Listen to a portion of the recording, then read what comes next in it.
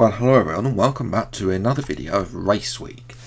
Now, a couple of months ago, I made my predictions on F1 2022, and in today's video, I'm going to be updating on what I think that is going to happen in 2022 in terms of the driver lineup and the calendar lineup, because there's been quite a few changes since I made that video a couple of months ago.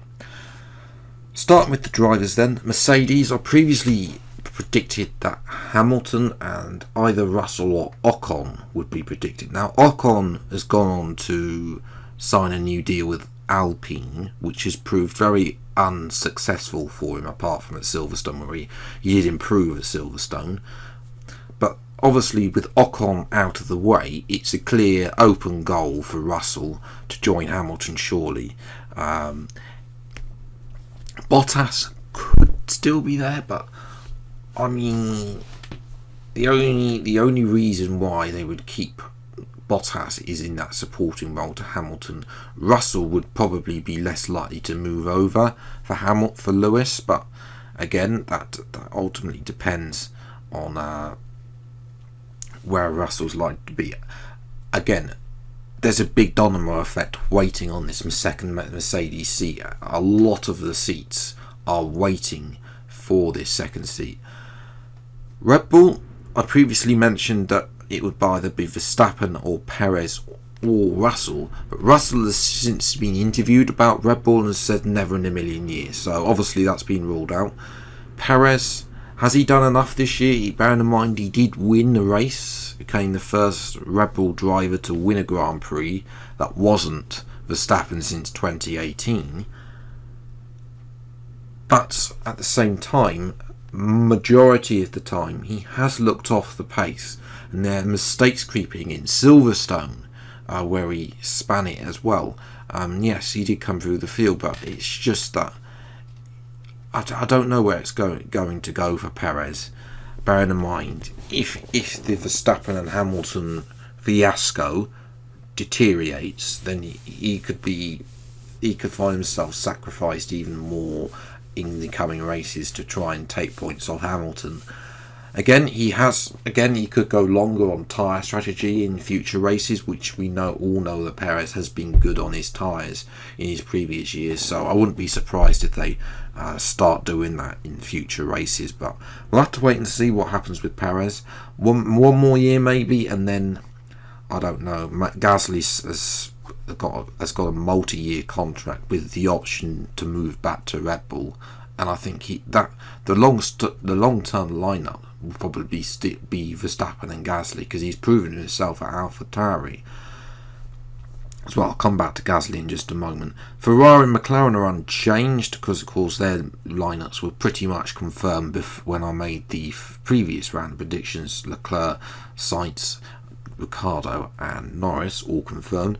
Alpine have since confirmed their lineup. Apparently Alonso didn't have a contract. I think it was an option for an optional second year, an option that has now been selected, so he will have another year at Alpine alongside Ocon. I previously linked Gasly with Alpine, but to be fair, I don't think that now that the interviews have all come out from Red Bull internally, I don't think that Gasly will be with Alpine anytime soon, especially the fact Alonso and Ocon, that'll be their lineup, and then as soon as Alonso decides to retire, they'll promote a junior driver. AlphaTauri most likely going to be unchanged now. Tsunoda, well, he had a good race at Bahrain, and since then it's deteriorated. He's shown flashes, but he needs to be consistent. Going out in Q1 is not good, and he's also been critical of the team as well at times, so I don't know about Tsunoda. His seat could be under threat. Daruvala, Lawson and Vips though aren't in the top 4, so they'll be relying on other results to get the required super license points, which I think a lot of them do have. But again, it depends. Vips leads that trio currently in the standings, but they're close together, so that second AlphaTauri seat could be decided after the end of the season, probably in December, January time, maybe. We'll have to wait and see. Aston Martin and Haas unchanged, so from the previous video. I should point out Haas got quite a lot of Ferrari. I've got some Ferrari people there because of course Ferrari had to offload personnel, so they gave them to Haas. So a lot of people, Ferrari still have a vested interest, which is why I think Schumacher will stay at Haas. Whether or not then they decide to say, okay, we're going to shift those personnel to Alfa Romeo, depends on Alfa Romeo's how many that people they've got in Switzerland. Speaking of Alfa Romeo, obviously big changes there of what's likely to happen as well, because Bottas is now being linked with the seat, most likely to replace Raikkonen. It'll be the end of Kimi's career, but it's got to come to an end sometime. It's just a shame he can't go out in style. Maybe we'll get a fantasy race at some point throughout this year, and he'll be able to win the championship. Most likely to be alongside Bottas is Schwartzman. He's third in F2. Giovinazzi is getting on a bit now. He's been in F1 multiple years, and they probably look for a younger driver maybe, even though they could probably also hold Giovinazzi as well and wait for Pourchaire, because Pourchaire is a Sauber junior driver. Remember, Sauber still own the team, so Pourchaire is definitely the future of that team. But whether or not they decide to use Schwartzman to get a discount on the Ferrari engine or something. Ilott is another possibility at Alfa Romeo as well, so he could be joining the team. But bearing in mind, he has been a year of race away from racing, but at the same time he also has been driving that car in FP1, so we'll have to wait and see. Williams is the final team. I previously said that it would be Latifi and Guan Yu Zhou or a bag of cash, but it seems that the Latifi fortune is enough for Williams at the moment, so I don't think they'll potentially sign another pay driver. But the person who's been linked most favourably is Nick De Vries at the moment, leading the Formula E Championship as well, so he's shown the race potential. Jack Aitken hasn't actually won the Formula 2 Championship, despite the fact he's been there for years.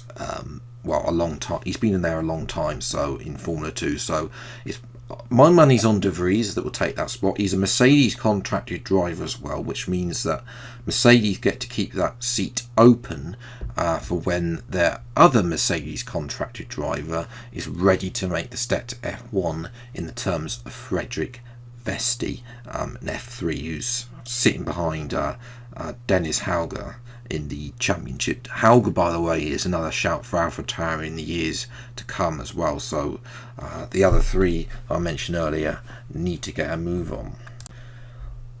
I've also made some changes to the calendar. It looks like the Bahrain and Saudi Arabia will be a double header opener round for next year as well. I still think the United States will take an early round to fit in the Miami Grand Prix, so I've moved that into April. Again, it depends on how hot it's going to be. China as well is there at round 4. I've never rated that track, to be honest. It doesn't really do much for me as well, but it's got a contract, so I've got to include it on this list as well. But it could actually move into, if they were to rejig the calendar somewhat and move potentially Netherlands or earlier, potentially like it was previously in 2019, then China could fit in a triple header with Singapore and Japan. That would obviously though mean that the Italian Grand Prix would be earlier and the Russian Grand Prix would be earlier, which would actually fit for 2023, because obviously the Russian Grand Prix is moving venue to Igora Drive in St. Petersburg, so they probably want to have a little bit earlier to avoid otherwise it's going to, in St. Petersburg, as the locals do say there, they only get 3 days of sunshine a year. And obviously the other big change to the calendar that I've made is obviously there's only a single header at the end, Abu Dhabi. Now the reason for this is because a Grand Prix that's not mentioned here, but is likely to feature in future years, and this year potentially as well, is Qatar. Now, Qatar doesn't want to host a Grand Prix in 2022 because it's hosting the Football World Cup, so it doesn't have that clash, but it looks like it's going to set to sign a new contract with F1 to be there at the end. Again, there could be some more reaching in the calendar. Australia could be earlier, and then they have the Americas races later in the year. But that again, the calendar I think they're going to need to take a good look at the calendar in 2022. If COVID, of course, is out of the way, then and they're allowing we can have a full calendar and not have a threat of cancelled races like we've had in Canada, Singapore, and Australia this year. Then they'll probably need to take a look at the calendar, have a rethink. Okay, which rounds are we going to be? Obviously, there are rounds with contracts. Which rounds are we going to renew the contracts of? Spain and the United States do need a new contract, I think, as well. Whether they fit in Turkey as well in some point, Portugal, and there are a load of others around in Germany as well. Could be on the long term thing, and obviously Africa is on the cards as well, with potentially South Africa, although not at the moment with the riots that are going on, but potentially in the future, everything's settled back. They could go back to Kyalami as well on the game. And obviously, there's other venues that have been linked with F1 in the future. So there could be changes. I think Abu Dhabi also needs a new contract as well, but obviously they've got changes. So yes. That's where I'm going to leave it for today's video. If you have enjoyed, then leave a like, subscribe to the channel if you are new. See plenty more episodes of Race Week as and when they come out, and of course weekly Formula 1 gaming content on this channel. But until then, the next video, I think it's time. Take care. Thank you so much for watching. Enjoy your day, and goodbye.